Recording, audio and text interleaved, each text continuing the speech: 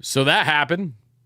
The Mets had an 8-2 lead in this ballgame. They had an 8-2 lead, and they win by a final score of 11-10 against the Chicago White Sox in the first game of a 3-game set at home at Citi Field. And I got a lot to say. We have a lot to break down. Talk about a roller coaster. That was this game in a nutshell. The Mets had offense. It was early. It was often. Their pitching was horrendous. Early and often. Everyone and their mother, their brother, their sister, their father were giving up bombs. But thankfully, Tim Anderson had a little fly out to center to end the ball game as the Mets again take game one of this 3-game set. More than anything, before we deep dive what was the roller coaster in this matchup, what did I like? What didn't I like? Francisco Alvarez being the best young phenom in baseball. Yes, Buster, only you were wrong. I know it might be hard for you to comprehend, but before we get into it all, before I answer your comments, whatever donations you may have, make sure to spam those W's in the live chat right now. That's what we gotta do. For the people watching on replay in the comments below, the same applies. As you guys make sure to smash that like and subscribe button. Thank you guys all so much for chiming in for the WardyNYM postgame show hosted by yours truly. I'm breaking a sweat here. I mean, David Robertson, D-Rob, the most reliable guy in this pen, had his struggles in the ninth. Gave up a run thanks to Andrew Benintendi's single. Thankfully, it wasn't enough. But nothing is easy for this ball club. What you finally thought? You finally thought that, okay, they're going to get they're going to get a comfortable win. Everyone's hitting bombs. Everyone's going gap to gap. You're getting exactly what you've been praying and hoping to see from this offense over the past week plus. I mean, the Mets have, scored 6 total runs over their past, 4, 5, 6 games, something along those lines. They haven't had much offense. It's been few and far in between. They had the offense today. Offense score. They beat up on a Lucas Giolito that was throwing sliders right down the dick, looking like Max Scherzer when facing Manny Machado pre-All-Star break. And still, this was such a tight and close ball game. I mean, Trevor Gott, more like Trevor, get out of here. This guy that the Mets are eating salary from Chris Flexen's contract has been a problem. Brett Baty had another unfortunate defensive miscue that allowed more guys to get on and more runs to eventually score. I'm not going to put all the pressure on his shoulders because he's been struggling lately. The bat has been there. That's great. DJ Stewart ripping a 435-foot bomb to right because why the hell wouldn't he?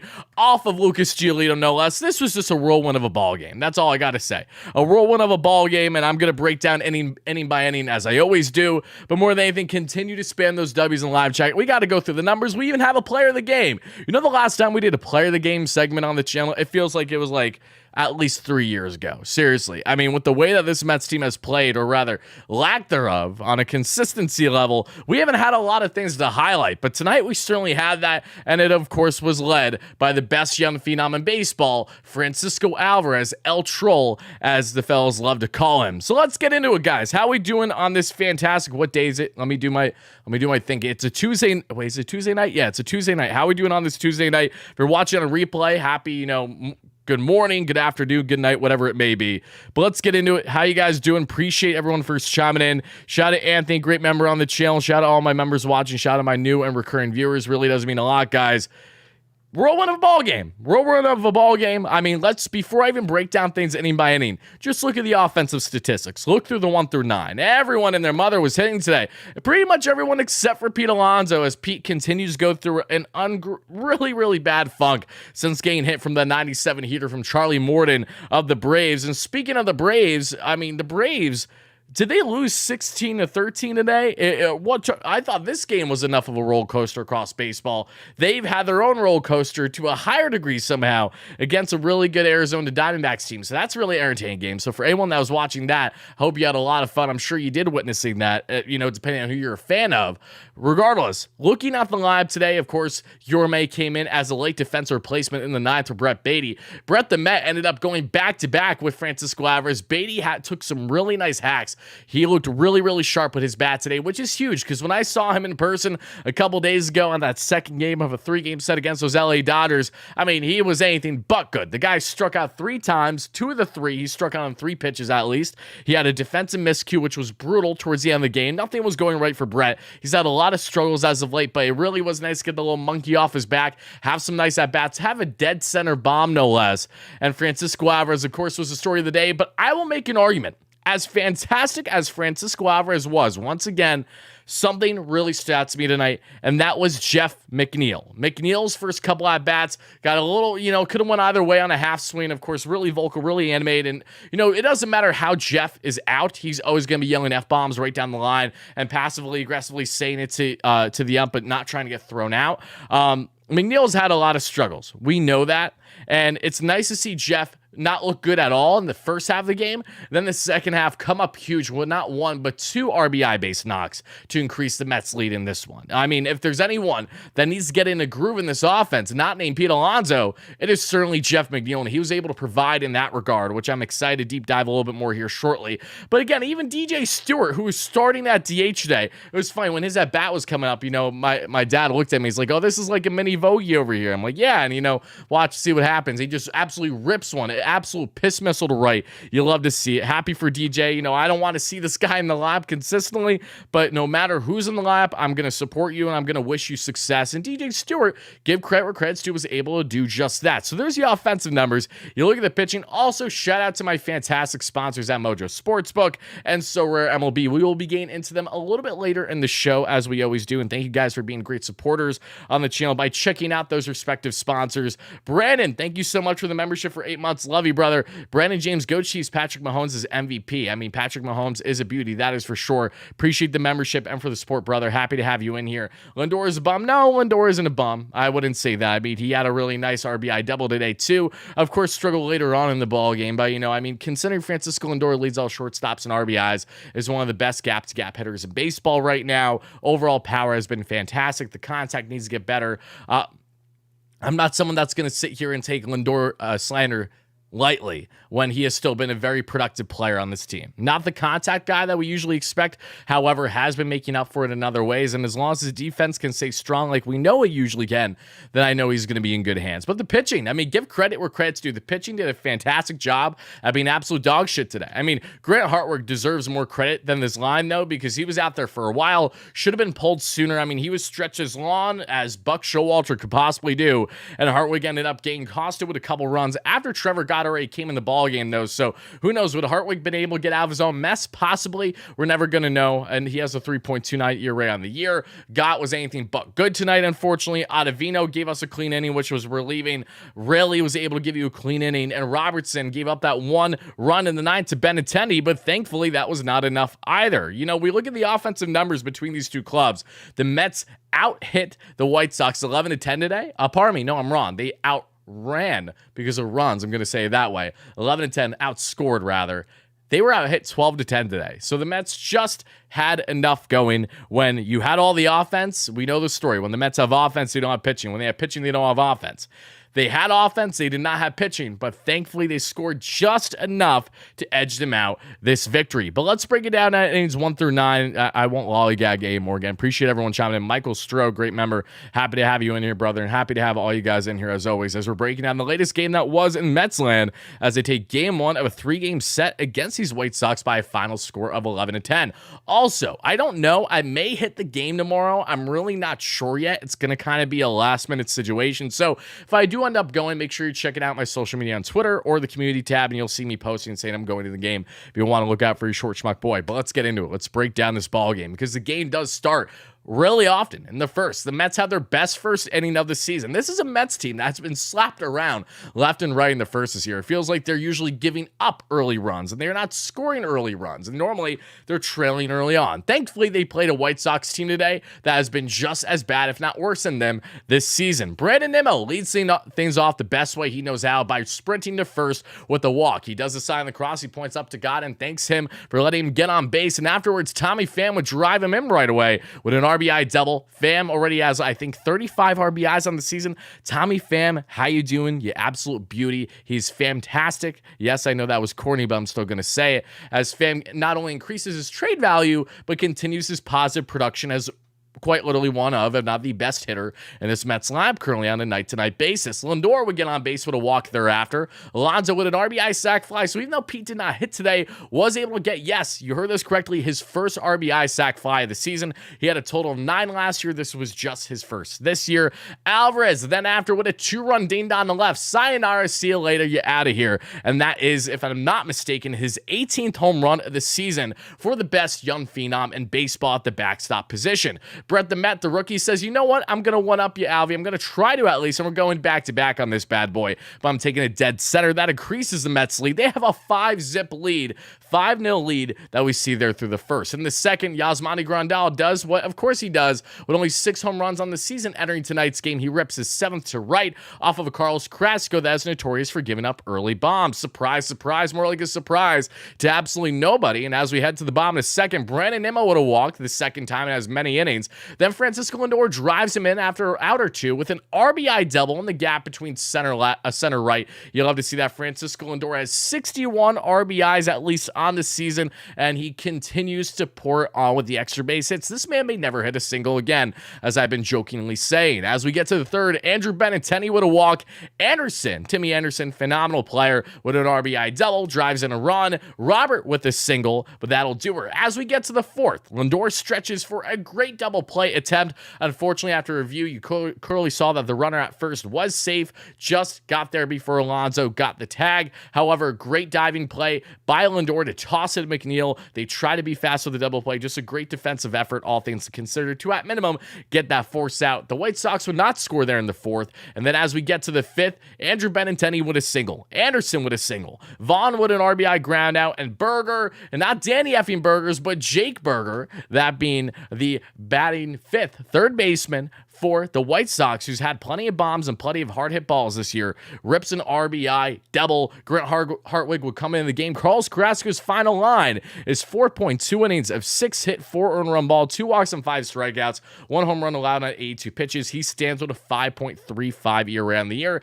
and make of that information however you will. We get to the sixth then, and of course Hartwig gets a nice strikeout to end the inning there. And the sixth, McNeil, more like McHits, baby, finally ripping an opposite field RBI single. Jeff gets the monkey off his back, and afterwards, Alvy says, you know what, I did it once, let's do it twice with my second home run of the night, and that's exactly why Francisco Alvarez is your Wardy player of the game. Oh, I put on the wrong slide, son of a gun. Let me get over here. Hold on.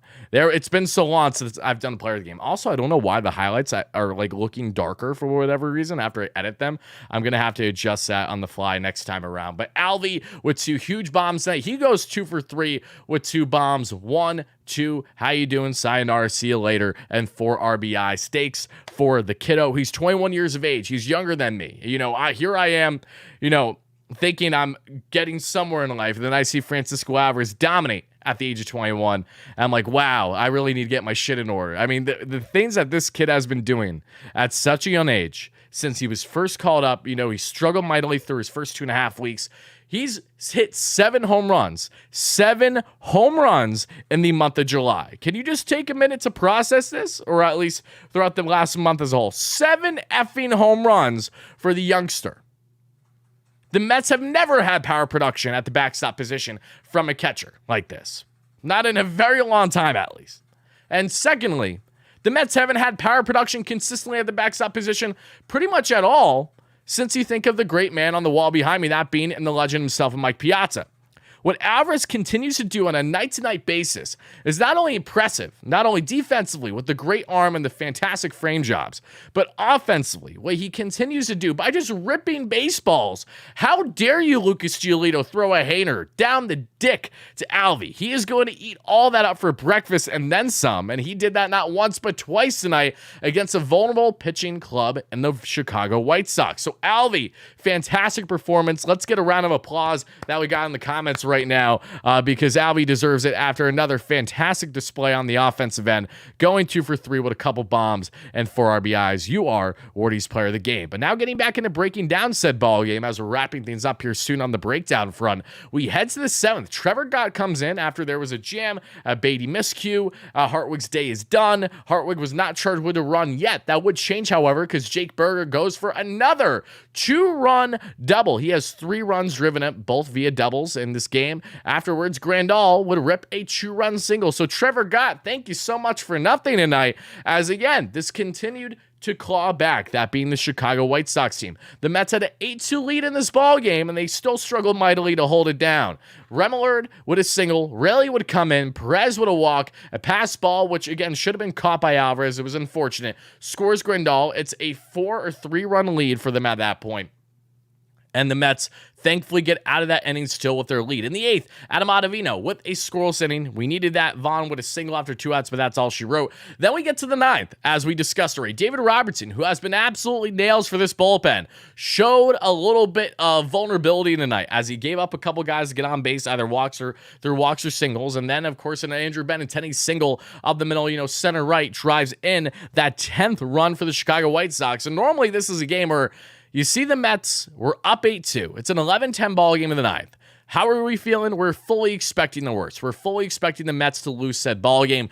Thankfully, that would not be the case because with 2 outs, Timmy Anderson flies out to shallow center, and that does it for the ball game. But, I mean, the heart was palpitating. The bullets were sweating. Everything that you could have imagined to go wrong was going wrong for this Mets team, and you were just bracing yourself. You were mentally prepared to see and witness another loss, a heartbreaking one, in which the Mets had the offense, but they did not have the pitching. We've seen this time and time again with this Mets club. But again, if there's one positive to playing a Chicago White Sox team, is that they have had the same type of turmoil, the same type of nonsense to varying degrees like the Mets this year, and they too have had their fair share of horrendous losses as they tack on their latest one, that being tonight, this fine Tuesday. But now let's get into, before we get into, answering some of your questions, comments, concerns, as you guys are smashing a like and subscribe on, which is always appreciated, let's get into one of our fantastic sponsors on the channel that many of you guys know about, that being in Mojo. For those that don't know Mojo, guys, they are one of the best young up-and-coming sportsbooks out there on the market, and this is for New Jersey residents only. Of course, you can download the app. You don't have to be in New Jersey to do that. However, if you want to partake in Mojo Sportsbook, they are currently legal in only the state of New Jersey. So if you're a New Jersey resident and you're a Mets fan, listen up because this pertains to you and I think you're going to enjoy it. For those that don't know, Mojo is the live betting stock market that's based out of New Jersey. Every bet on Mojo offers live trading so you can get in and get out all game long. It's stock trading meets sports betting with money lines, player props, and a whole new career-long bet they created. So what's so unique about this is that, yes, you have your money lines and your player props that are such better odds, I see, than a lot of other sports books. So if you hammered, say, the over on runs today, then you were coming out like a bandit, right? Or 9 out of 10 times, aside from Carlos Carrasco pitching, if you hammer the over on strikeouts, you're coming out with great odds and great winnings. But what I love most about them is not only this, but also that you can invest on players. Think of the Robinhood app. Just think about the stock market as a whole, that you can invest, you can day trade, you can do all these various things. Now you do this by investing in actual physical players. If you want to invest in Francisco Alvarez, whose stock is at an all-time high, I don't know the exact dollar amount right now, if it's $50, $60, $70, $80, whatever it may be, maybe even less than that, you can invest in his stock today, and then you can carry it for however long you want. Should Alvarez continue to prosper and be the young phenom that we expect, you investing in a young phenom now will only benefit you greatly down the road when you're eventually planning to cash out. Just as an example, you can invest in whoever you want, any player in the game, not only for baseball, but for football, basketball, all these different things, and that's what makes this app so unique. And the best part of it all is that you're in total control of your bets. You cash in when you're up or you cash out if it's going bad. Mojo's cash outs are way more available than any other sportsbook out there, which is also key for those bettors. So all you gotta do is download the app now by clicking the link in the description of the show and using my promo code WardyNYM, that's WARDYNYM, for a 20% deposit match up to $100. Again, that is promo code WardyNYM for a 20% deposit match up to $100. And as always, shout out to Mojo Sportsbook for being a great sponsor on the channel. But now let's get into a donation from my great friend, great supporter, great member. And Dave, thank you so much for the $5 holla. He says, I told my friend when it was 11-4 that I didn't think they would hold on. The bullpen is horrendous. Love Alvarez, though. Yeah, I mean, this game wasn't pretty. I mean, Cookie didn't do you much. The bullpen didn't do you much. Nothing was going right on the pitching front. But what was going right was the Mets' destiny to still win this ball game. It was breaking a sweat. It was a little bit of a heart attack. It was, you get the heart palpitations. It was exactly the type of stressful Mets win that because us Mets fans are not accustomed to getting consistently comfortable victories. It just doesn't happen. They either don't win games consistently, or if they do, they're in, a stressful type fashion in which we witnessed like tonight. No less, I appreciate that donation, so thank you so much for that. Really does mean a lot. Let's see.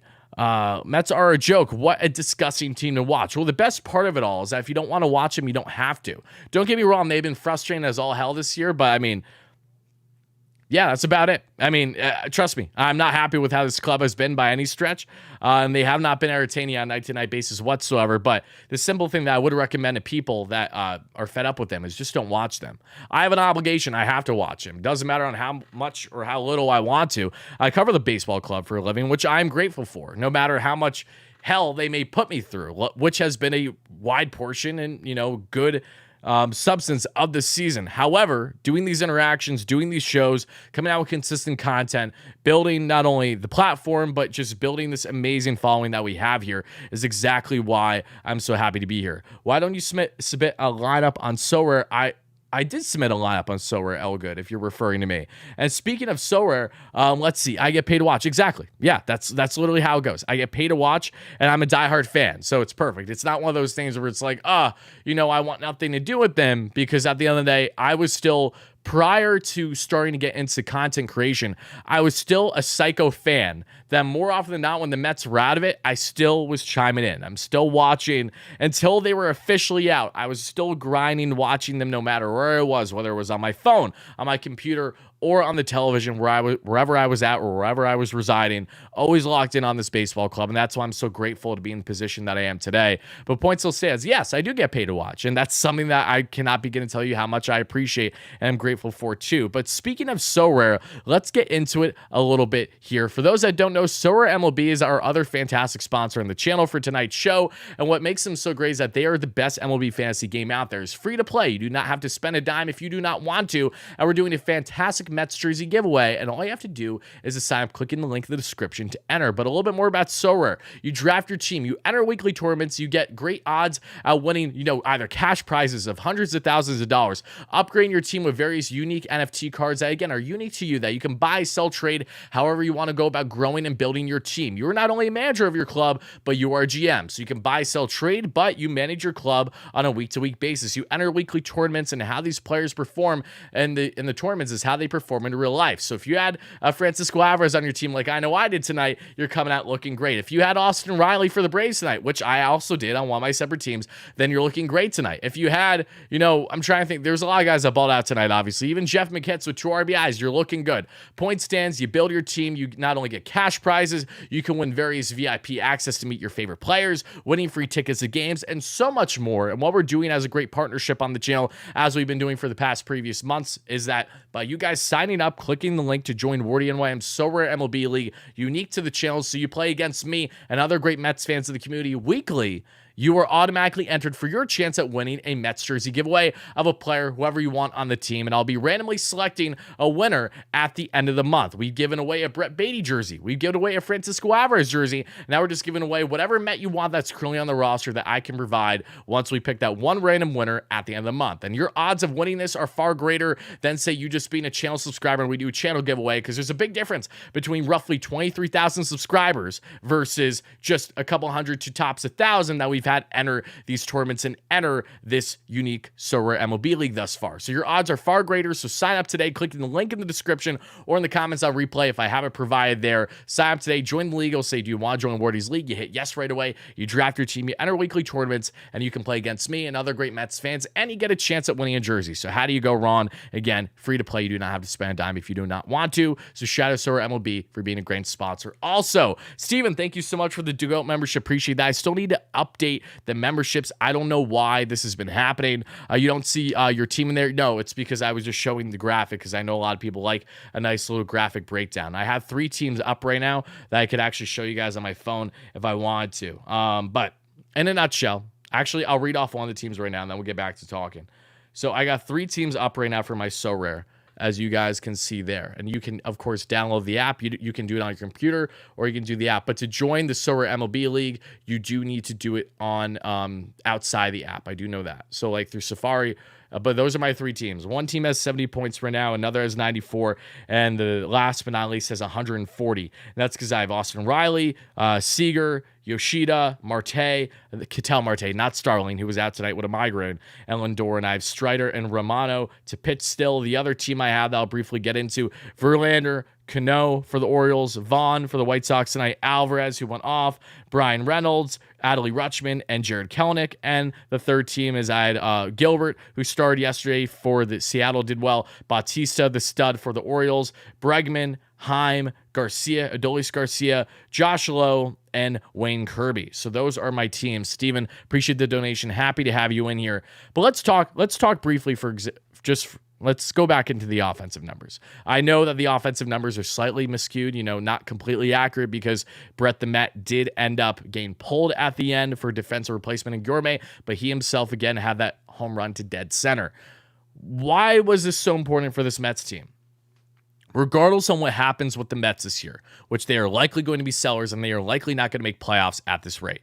Regardless of all that, we still want to see entertaining baseball. If you're a diehard fan like me, that again is going to be covering them no matter how much they win or lose, or if you're just a diehard fan in general, that will always be locked in and you're always going to love your Mets as much as it's a love-hate Jekyll and Hyde relationship. You're not going to go anywhere. And we all love baseball. We all love the baseball season. So at minimum, even if this Mets team doesn't go anywhere, let's just see entertaining baseball. I know this game was hectic. And I know it was a mess. However, it still was a very entertaining game. You got the offense. The pitching would have been great. I would have loved an 11-0 blowout versus 11-10 victory. However, wins are still important at the end of the day, regardless on where they stand. And witnessing baseball that we can appreciate, knowing that it's going to end at some point, is also appreciated. So if you're a diehard fan, if you're locked in, no matter how much the team is doing well or how bad they are currently performing, you still want to see them do their best as much as they possibly can. I know we heard rumblings about Ryan Rizzo getting called up. The reason why I didn't do a video on it is because you can't just trust the first person that goes out on Twitter and reports it. Why? Because that was an inaccurate report.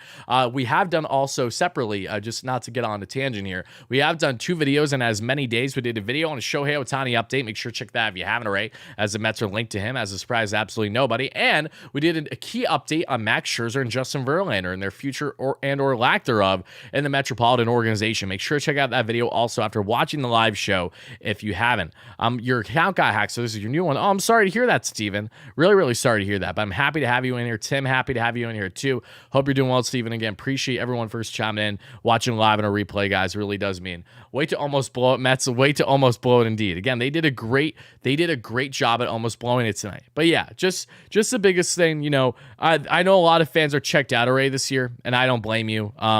Again, if I wasn't covering them for a living, I would probably take healthy breaks from them, but that's just not how things are going to roll now. That's not how things are going to roll for a very long time, more than likely, if not ever.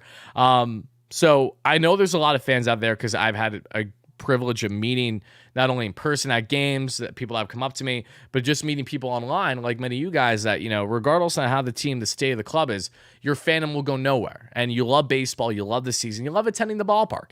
How many of you fans out there have attended endless Mets games when they have had an absolutely horrendous season where there were no expectations going into it? Or like a year like this year where you had high expectations and you're getting your teeth kicked in because those expectations and reality are two very different things.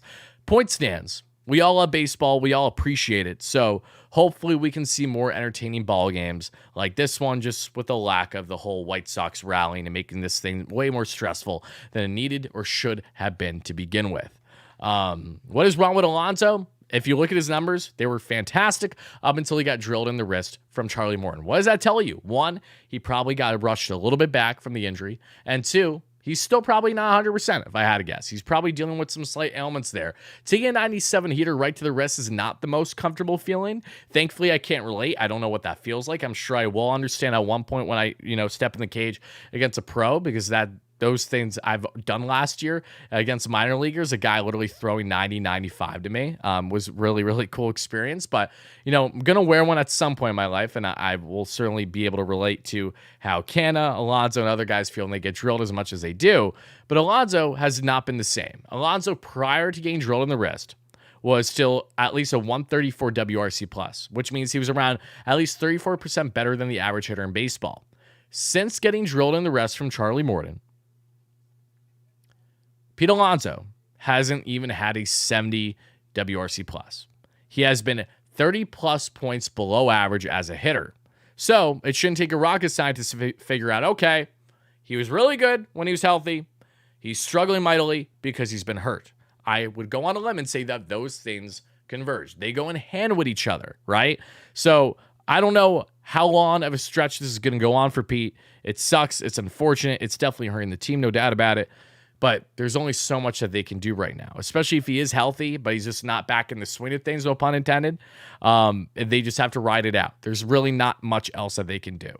They're not going to give him a week off either, because got to realize that'll hurt him more than it will benefit him.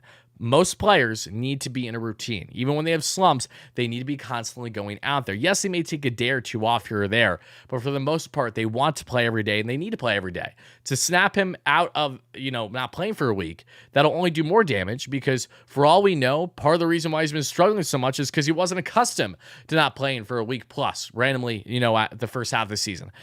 Alonso has not been an injury-prone player, knock on wood, to this point in his career. So to have him miss, 10, 11 days on the IL was not something that he's accustomed to, that he first had transpire this season. So yeah, I disagree with that. It's not just something that you could sit them for a while and think that everything's going to be okay. But also, guys, we are going to be wrapping these up in the next minute or two. But before I do, I just want to share some closing statements with you all. The Mets are still very much in a position where they should be selling. This is something that we're going to be emphasizing a lot. Holy shit, pardon my French. The Cubs won 17-3 tonight. Seiya Suzuki went 4 for 6 with a home run, 3 RBIs, 2 runs scored. Wow. That will be a team that's selling, and that will be a team to eye for anyone that's buying by this year's trade deadline, that being in the Cubs more than likely. But Dom Smith won 3 for 4 tonight. Look at that. Okay, getting back into this, Mets are still likely to sell. We know that. To what degree, we're going to find out. I hope the Mets don't drag out this, seesaw of a process of thinking one way or the other too long. I just hope that they come to the conclusion sooner than later that this club is likely not going anywhere this year. Oh my God, the Royals won their game 11-10 too. That's actually hilarious. But if the Mets go on the heater, if the Mets win 8 of their next 10 games, will that be enough to sway this front office and Steve Cohen? Or will it still not be enough? I'm not sure. I just hope the Mets really make a stern decision one way or the other. The last thing that they should do, in my opinion, is put themselves in a position where they're kind of complacent, where they don't sell off some rentals that they know they should because they're likely not bringing back next year. That's really the most important thing for me. If they go on a heater and become the best thing since sliced bread for the rest of the year, then fantastic. I cannot wait to be part of that run, but that is wishful thinking, to say the least. So that is what I will leave you with. We're going to be evaluating and following this club in the coming days and next week, plus to really see on where they're going to stand come the trade deadline. But until then, you will get your post-game shows. You will get your normal news and rumors videos. You will get your live streams. You will get occasionally your podcasts. We haven't been able to be as consistent, myself, Anthony Recker, and Joe Sorrell, because our schedules have been hectic, and 2, the Mets have really been more the same, so it's just us kind of repeating the same nonsense series after series after series. So hopefully they give us something to be more happy and excited about discussing sooner rather than later. But until then, have a great rest of your have a great rest of your night, day, evening. Wow. Lost the voice there. Have a great rest of your night, day, evening, whenever you're watching this. May 10 the game tomorrow. Might not. I'm like 60-40 leaning no, but I'll keep you guys posted. And have a great one, folks.